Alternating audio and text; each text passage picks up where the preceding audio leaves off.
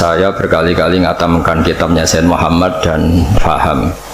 Kata faham di sini itu madah teng Sayyid Muhammad, betapa beliau ngarang dengan bahasa yang mudah. Saya tidak pernah talaki sama beliau, saya tidak pernah mubasyarah, tapi karena itu dikarang dengan al-lughatil fusha dan dikarang dengan jelas, maka kita yang tidak talaki faham. Nomor kali kalau cerita madah teng keramatipun Mbah Mun, kula suwun niki hadiah kitab saking kula, dilihat halaman tentang keinginan Mbah Mun ini dikarang 8 tahun sebelum beliau wafat. Terus itu sakit dilihat ketika nanti cerita-cerita senengnya Mbah Mun tentang Sayyid Muhammad, halaman 17. Mohon kepanggih 17.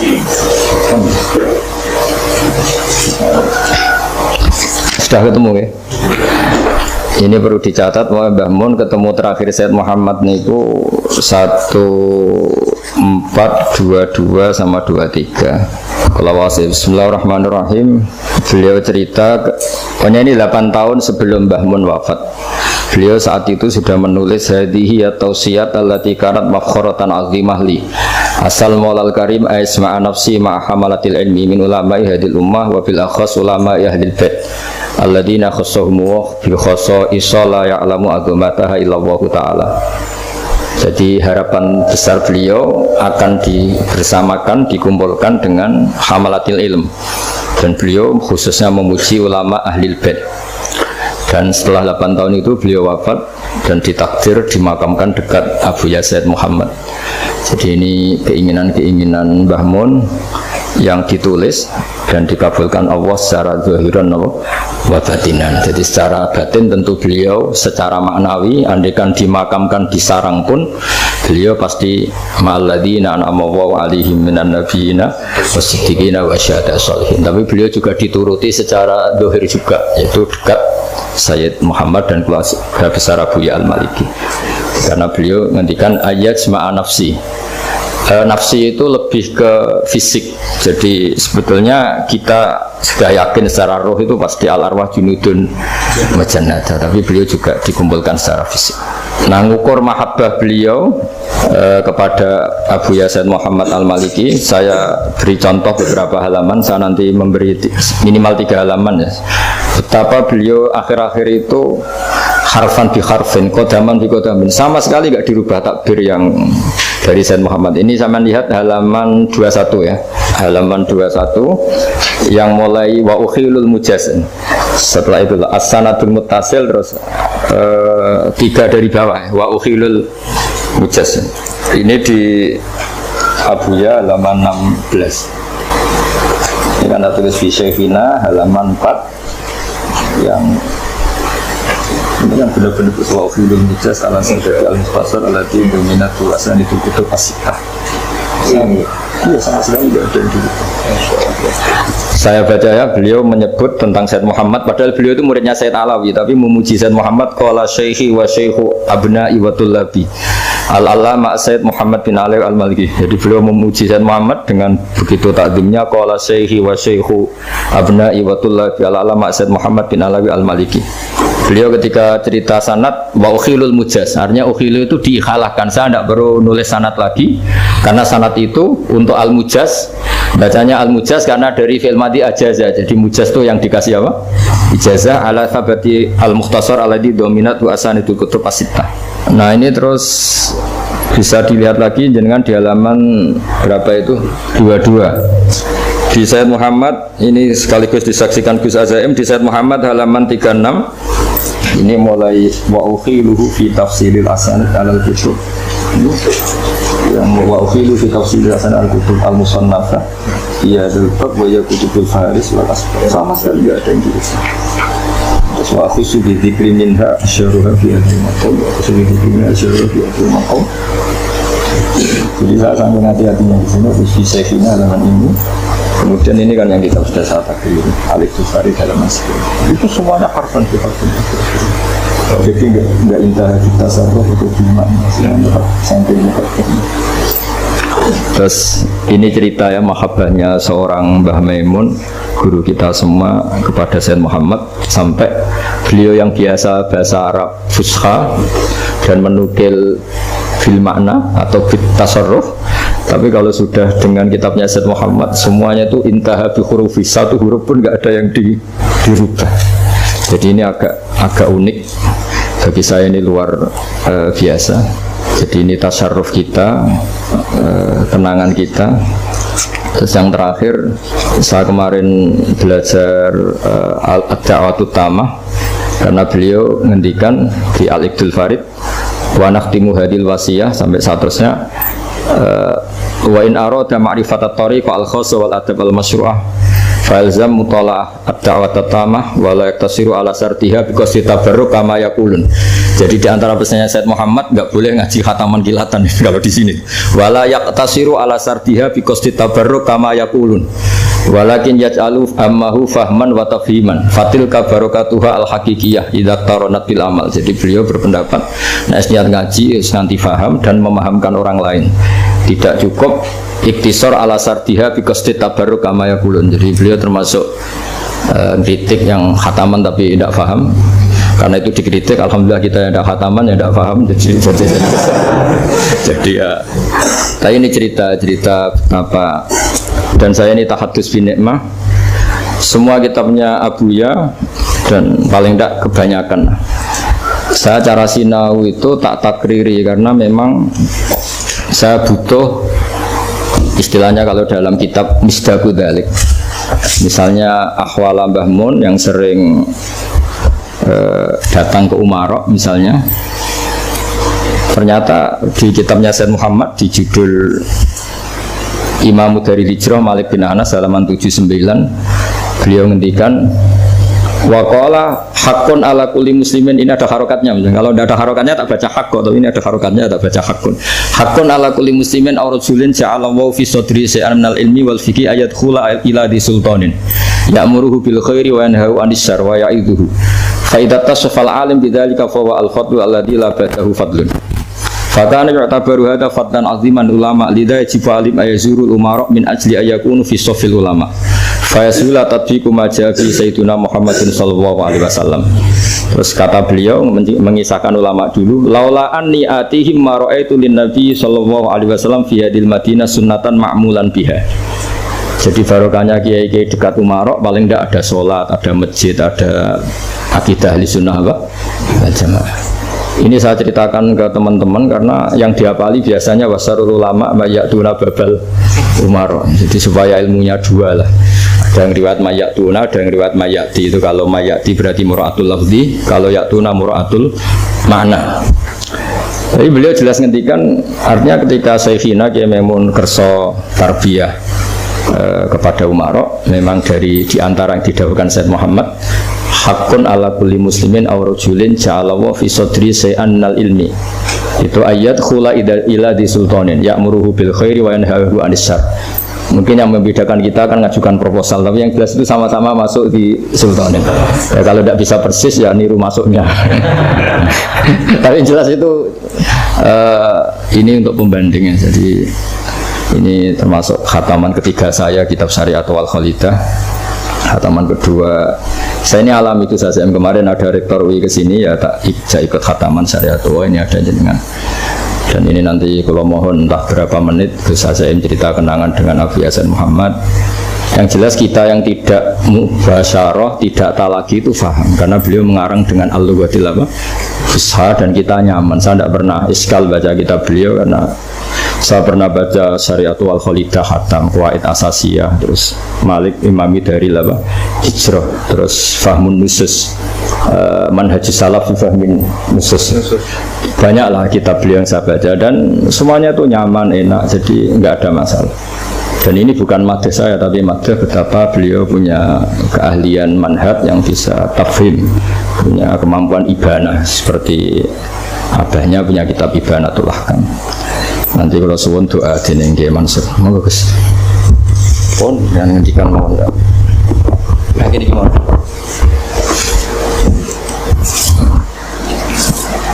Assalamualaikum warahmatullahi wabarakatuh. hamidan lillah wa musallian ala rasulillah sallallahu alaihi wasallam. Wa ba'du. Ramai Bahauddin Nursalim hafizahullah ta'ala, para asatidz, para sepuh, para santri hafizahumullah jami'an. Ini kesempatan baik dan di hari yang baik, insyaallah berkumpulnya kebaikan pertanda semoga dikersani Gusti Allah termasuk orang-orang yang baik. Imtitsalan bi amri, saya melaksanakan permintaan. Tadi beliau juga sudah ngasih warning, ad-dhaif kal majid katanya. Waduh gak iso apa-apa iki. Betul. Nggih, nderek mawon. Kenangan kami, saya katakan kami karena ada satu angkatan yang cukup unik. Satu duf'ah, satu gelombang tabaqat yang hidup di dua era. Peralihan antara zaman Abu Yazid Muhammad Al-Maliki dan khalifah beliau Sayyid Ahmad Al-Maliki, termasuk Gus Idror yang kemudian dipanggil Maimun oleh Abuya. Itu ka'annahu isyarah ya, yang bakal menempati kesepuhan ya, kirangan. Dan beberapa gawakis putra-putra yai lainnya yang seangkatan kami waktu itu. Dan hari ini terbukti bahwa kami hidup di masa peralihan. Gus Idror juga pulang di masa peralihan. Semua mengalami hal yang secara tarbiyah ruhani kami merasakan bahwa itu bukan suatu kebetulan, memang rencana by design, bahwa Lauhul Mahfuz sudah skenario-nya begitu. Subhanallah. Entah apa yang Allah hendikan dalam catatan rahasia itu, tapi kita sedang menjalaninya, peran-peran tugas kemanusiaan ini. Ingkang kaping kalih bahwa setahun bersama Abu Yazid Muhammad Maliki sangat mahal, jauh melampaui dunia akademik, kemudian mungkin pondok salaf yang harus memahami suatu kitab dalam kurun waktu yang ditempuh cukup lama, tapi mahal sekali. Setiap nafas beliau, setiap gerak-gerik ilmu semuanya. Apa yang kami rasakan hari ini marojiknya yang selama setahun itu luar biasa, termasuk yang paling menjadi kenangan ya, iskal kami selama di berbagai pondok pesantren. Kita kan di pondok salaf itu rata-rata ya zahid, kiainya sebegitu, kemudian menghindari hal-hal yang berbau materialisme dan semacamnya. Kadang kita iskal ketika Romo Yai kok punya mobil bagus kan gitu, Romo Yai kok rehab rumahnya kok wah ini. Tapi begitu melihat Abu Yazid Muhammad Al-Maliki, kejawab semua. Dan ternyata beliau sudah jawab di kitab Malik bin Anas, Imam Darul Hijrah. Jadi profil beliau ada pada Sayyid Muhammad Al-Maliki. Bagaimana kiai itu harus kaya, bukan untuk menunjukkan kesombongannya, tapi untuk menunjukkan manil ghariyul haq yang Allah berikan kepada al-abd. Jadi ketika harta yang soleh ada pada orang yang soleh, ini kan berarti kesolehan double kan begitu. Itu yang hari ini perlu menjadi jawaban. Saya sepakat dengan Gus Baha ketika kita harus mempromosikan kiai kudu sugih ya. Tapi yang dimaksud adalah harta yang soleh ada pada tangan orang yang soleh kan begitu. Di mana fenomenanya ya, ketika hari ini ngapunten, dunia pesantren sudah sangat menjadi tertarik di kancah nasional, dipolitisir dengan segala kepentingan dan suaranya. Maka dunia ahlul bait pondok pesantren, gus-gus ini objek yang sangat menarik untuk menjadi sasaran materialisme itu. Tetapi ketika kita sudah sugih mana, sudah kaya hati, ghinan nafsi, ini yang luar biasa.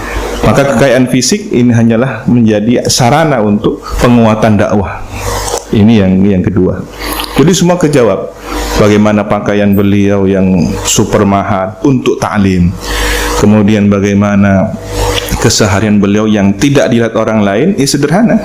Tetapi ketika untuk menampilkan ilmu, menghormat ilmu ahlul ilmi, parfumnya yang sangat mahal, imamah dari bahan tekstil yang terbaik, dan bagaimana cetakan kitab beliau dengan cetakan yang terbaik juga kan begitu. Kemudian yang ketiga, sebagai ahlul ilmi, beliau mendikan kalau Romyai Maimun Zubair ahmalatul ilmi, ini yang kita cari selama ini, keresahan batin al-fakir ilallah, ketika mendengar hadis bahwa Rasulullah mewasiatkan kepada umat ini dua, kan begitu, Alkitab wa sunnah. Di hadis yang lain, ahlul baiti itrati, ahlul baiti. Tetapi kemudian ketika Allah memberikan rizki bahwa guru kita, syekh kita ini adalah, ia juga beliau hamalatul ilmi dari Al-Quran dan As-Sunnah sekaligus itrah, ini kan sudah cukup. Kaya, kita punya guru semacam ini sudah super kaya sudah. Bahwa wasiat Nabi ada di depan mata, ada di pundak kita, tinggal bagaimana kita menjaga hubungan ini. Dan Abu Yang ngendikan bahwa murid yang baik ketika dia menjaga wirid gurunya, kemudian ilmu gurunya, ini adalah wafa, kesetiaan. Jadi setia itu bukan hanya sebentar-sebentar sowan, sebentar-sebentar kadang-kadang ya malah ngeroti guru nih, kan gitu. Iya, iya. Bukan itu, tetapi ketika kita di tempat yang berbeda dengan tugas yang ditempatkan oleh guru kita, masih ada ittisal ruhani bil aurat wal adhkar, kemudian biluzumil al-kutub, taklifat beliau. Ini adalah wafa dalam makna yang sesungguhnya, karena beliau tidak ingin hanya sebatas fisik, sampai akhir hayat gak betul-betul ke pondok, kan enggak. Tapi kan inti syarul ilmi itu kan tersebarnya murid yang merupakan anak, tidak hanya secara fisik, tapi kemudian ada ideologi yang lebih penting. Ketika ini adalah intisabnya bil ilm, ini yang akan melahirkan generasi yang diharapkan masuk dalam khairul ummah yang dibanggakan oleh baginda Nabi Muhammad SAW. Saya kemudian mengamini dawuhnya Mbah Mun bahwa ada tiyakunu ahlul minadiril wujud, ini kita rasakan betul luar biasa, kumpul dalam satu. Nah, kemudian ujian yang perlu dihadapi itu adalah ketika intikal syekh minas syekh, dan itu kita rasakan bagaimana karisma, haibah, syuhra yang ada pada Sayyidil Wahid Abu Yasir Muhammad. Lalu kita harus belajar dari nol pada khalifah beliau Sayyid Ahmad Al-Maliki. Si Noto tidak mau daras sampai sekian lama, sampai ada isyarah baru kemudian daras. Kemudian dari tahapan yang paling awal, setiap mau taklim syarat, sekarang tanpa seratan langsung waridat mu'alir. Kita diajari 6 tahun bagaimana beliau di 6 tahun pertama itu luar biasa. Dan kuncinya satu, istaqim kama umirt. Ini sudah pokoknya mustaqim dah. Orang mau bahas apa, mau komentar bagaimana, jalan saya di sini, tugas saya di sini, terus kenceng. Jadi kalau ada istilah anjing menggonggong kafilah berlalu, is bener ya guys. Jangan wis menggonggong, kan. Kita harus jadi kafilah yang menjadi musafir yang sampai ke tujuan. Kalau tidak, kita akan tolah-toleh dan tidak pernah sampai kepada tujuan. Nah, hari ini gonggongan itu tidak hanya suara, tapi tweet, komen, tulisan status, diunggah dan semacamnya. Nah, ini yang mungkin kita pahami dalam medan pertempuran yang berbeda. Jadi jihad hari ini justru adalah ketika hujjah bil hujjah, kemudian alkitab bil kitab, tidak hanya akal dan apa yang keluar dari akal itu sendiri, karena akal ini khidmah untuk alkitab. Nah, ini yang kita hadapi hari ini. Kemudian dari Abu Ya Sayyid Ahmad Al-Maliki ini kami diajarkan bagaimana setia dengan apa yang telah digariskan oleh atau diwasiatkan oleh guru, karena setiap murid itu sudah terbaca di sini. Ini yang Al-Fakir Allah fahami ketika Kanjeng Nabi itu disebut oleh diri beliau sendiri, ana al-labinah, kan gitu, saya labinah. Kenapa istilah itu? Kalau saya beri foto ya. Dan dalam kenyataannya ketika rehab Ka'bah yang kemudian jadi rujukan referensinya Qabail itu, Ru'asaul Qabail yang nyaris berpecah belah, nyaris sudah tawuran. Tapi yang kemudian menjadi solusi siapa? Tanpa rekayasa, orang yang pertama kali masuk Masjidil Haram adalah Kanjeng Nabi, langsung hadzal amin. Rodi itu, karena begitu semua pada teriak, saya rela kalau ini yang jadi penentu. Dan cerdasnya Kanjeng Nabi luar biasa. Selendang diambil dari mereka atau dari Nabi, kemudian ditebarkan, masing-masing ru'asaul qabail memegang, ikut andil, merasakan ikut andil semua. Lalu Hajar Aswad itu diletakkan di tengah-tengah. Begitu sudah akan digeser untuk diletakkan ke tempat asalnya, siapa penentunya? Kan tidak mungkin hanya satu orang, tangan yang mulia. Beliau adalah Hajar Aswad yang secara maknawi. Jadi Hajar Aswad yang sesungguhnya adalah simbol Nabi, yang dulu adalah yakut abyad bal abyad minal laban, kan begitu. Tetapi karena dosanya manusia kemudian terserap menjadi hitam. Ka'anhu isyarah bahwa syafa'atul udma nanti adalah Kanjeng Nabi yang akan menyerap ahlul kabair min hadhil ummah. Ini isyarah yang luar biasa. Maka ketika al ulama warathatul anbiya harus punya karakter al-labinah ini, batu bata. Jadi kita jadi bata. Kalau enggak jadi batanya, sekian atom dari satuan massa molekul yang ada di bata itu, istilahnya kolektif lah. Kalau kita nggak bisa jadi satu bata itu, ya monggo urun rembuk, ya istilahnya sama-sama memikul beban yang sama. Bagaimana amanah ini bisa dilaksanakan bersama-sama? Ini yang hari ini kita sangat miskin, sangat kering. Bagaimana dulu para sepuh kita ada musyawarah, ada urun rembuk, ada silatul arham, ada sering diskusi dan seterusnya. Hari ini seolah-olah kita hanya dipertemukan oleh para buzzer dengan segala kepentingannya, yang tidak pernah duduk satu majelis tiba-tiba gandengan di YouTube atau di FB kayak kita debat padahal nggak pernah debat, kan gitu. Ini yang kita rasakan hari ini. Kapan silaturahimnya? Ya mudah-mudahan berkah al-wafa ma'al kutub sahibul kutub alif kutub. Ini yang kita harapkan berkahnya. Dan paling akhir, saya beberapa waktu yang lalu kemarin sowan kepada duriahnya Mbah Ridwan yang ngerancang lambang NU. Dan itu ndawi bahwa sosok Mbah Yai As'ad di zaman ini yang Mbah Mun, kan gitu. Kalau tadi kemudian saya merasakan bahwa Gus Bah ini melani syekhnya, kan gitu. Orang pada ngedikan, wah ini kok kiai datang umarok ya apa sih? Itu yang kami rasakan. Mbah Yai As'ad itu kok kemudian datang ketemu dan orang. Beliau jawab, saya kalau bukan urusan perjuangan saya tidak akan datang. Biar mereka yang datang kepada saya. Tapi kalau demi NU, karena perjuangan beliau tutupi dengan bahasa NU, nggak seperti orang sekarang syirik-syirik Allahu Akbar, kok melani Islam.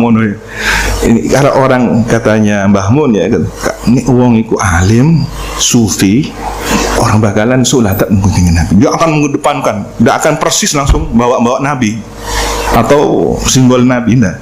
Tapi akan ada di belakangnya. Itulah rahasia Nahdlatul Ulama, kenapa dotnya pas melingkari bumi, kan gitu ya. Nabi kan yang dah anak afsahum man nataqa bid-dhat. Jadi Kanjeng Nabi sudah, jangan yang lainnya. Al ulamanya di sebelahnya, Nahdlahnya di sebelahnya, tapi dotnya tengah-tengah. Itu adab. Maka orang berjuang di NU itu ojo ngendono ilmu ini, ojo ngendono strategi dan harta serta popularitas, tapi akhlak. Ini yang akan diterima oleh para masyayikh kita. Ini akan membuat bangga muassis jamiah kita. Kemudian apa dawuhnya dzurriyyah Mbah Ridwan itu? Ya tadi ketika simbol sosok Mbah As'ad itu ada pada Mbah Mun, Mbah As'ad begitu. Ketika datang ke menteri siapa zaman Orba waktu itu dengan segala situasinya, sampai ada rumusan khitoh dan penerimaan asas tunggal Pancasila, itu kan luar biasa. Ternyata jawaban beliau, dong kalau masuk ke rumahnya Umarok jangan pakai kaki kanan, pakai kaki kiri. Saya mikir, ya Allah, iya. Yang ngono tak tambahin, Allahumma inna a'udzubika minal khubuthi wal khaba'ith. Sing paham ya sudah, paham. Sing nggak paham ya sudah. Nah ini kan kecerdasan di atas rata-rata. Jadi selamat, zahirnya selamat, batinnya selamat. Ditutup bidat itu tadi. Muka-muka kita termasuk orang-orang yang selamat. Ngapunten niki sakit kula sampeyan. Itulah kenangan. Ternyata semua terjawab seiring waktu. Apa yang kita iskal, jangan sampai su'ul adab kepada guru kita, orang-orang yang saleh, orang-orang yang ahlul ilmi, hamalatul ilmi. Jangan-jangan hanya persoalan waktu, turung wae kan gitu. Jawabannya nanti. Dan itu terjadi yang kami rasakan begitu. Paling akhir ketika ada seorang non muslim menyerahkan hasil uang judi ke Mbah Hasan, ya ini terima kasih ya gitu. Ternyata kemarin dia itu waktu minta nomeran, waktu itu kan ada istilahnya SDSB atau apa? Tokel nggak lagi istilah lagi, SDSB forecast. Ya, nah Mbah Hasan marah. Wah, minta nomoran sama kiai. Oh, marah sudah. Ternyata marahnya Mbah Hasan itu ada hitung-hitungannya. Tadi nomoran. Iya. Jadi hati-hati kalau Gus Baha itu ceramah, yang nempo itu macam-macam kan gitu ya. Kalau sing nempo nggih santri, alhamdulillah aman ini. Tapi kalau tukang togel ini, apa ini? Dihitung. Nah itu nomor plat nomornya ya itu dihitung. Nah ini dasar memang sudah orientasinya nomor ya. Togel ini SDSB forecast. Jadi marahnya Mbak Said dikasih. Dan besoknya langsung dapat banyak. Bagi-bagi lah gitu. Ini persentase untuk yai kan gitu. Anehnya kan gitu. Saksinya itu kan Yai Basori. Yai Basori sering sana tiap minggu, tiap bulan sana. Ada tugas ngajar tajwid dan Quran. Sekali. Ini jelas tukang judi ya. Non muslim lagi kan. Kok daunnya Pak San? Sahabat esena di sana suruh taruh di meja. Undur, suruh undur mulai nih, mulai tapi uangnya taruh. Uangnya ada mulai. Nah, kalau kita suudon kan semacam-macam. Wah, ya kok dunia kan macam-macam. Begitu diambil sakit. Datang tukang bagian bikin jalan. Dulu kan seangel-angel pesantren dapat bantuan pemerintah, angel dulu kan. Kalau nggak podo nggak iso kan. Harus sama, warnanya harus sama. Nah kan begitu. Nah, bikin sendiri jalan. Dari mana biayanya Mbak Hasan ini bikin jalan? Sarep biaya dari ini ternyata. Bingung yang Yai Basari. Gimana nih? Mau tanya langsung nggak berani. Karena Mbak Hasan ini sudah mauqifnya adalah referensi kan gitu. Akhirnya nyari-nyari sendiri, bukan kok ternyata di Ihya kitab ilmu ada. Jadi makhraj untuk solusi keluar dari barang syubhat atau haram yaitu maslahatul amal. Jadi ketika tukang datang, dong ini untuk jalan deh. Tapi kalau untuk rokok, untuk kopi dari sebelah kanan kan gitu. Kopi, nasi. Ya. Tapi yang untuk jadi asmal, jadi umur, jadi apa itu dari kiri. Subhanallah. Ini kecerdasan yang jarang dimiliki oleh orang-orang yang hidup di zaman ini, orang-orang wara yang kemudian dibimbing oleh Allah Subhanahu wa taala. Ya mudah-mudahan kita ada di jalur beliau, bersama beliau, sehingga apa yang kita doakan tiap hari, ihdinas siratal mustaqim, siratal ladzina an'amta 'alaihim. Ya ini para nabi kita tidak nututi, syuhada was tinggi syuhada ya. Tapi yang salihin ini ada di depan mata kita. Kita hidup dengan beliau-beliau ini. Maka hargai kesempatan Mas ini. Ngapunten, an afa minkum ihdinas siratal mustaqim. Wassalamualaikum warahmatullahi wabarakatuh.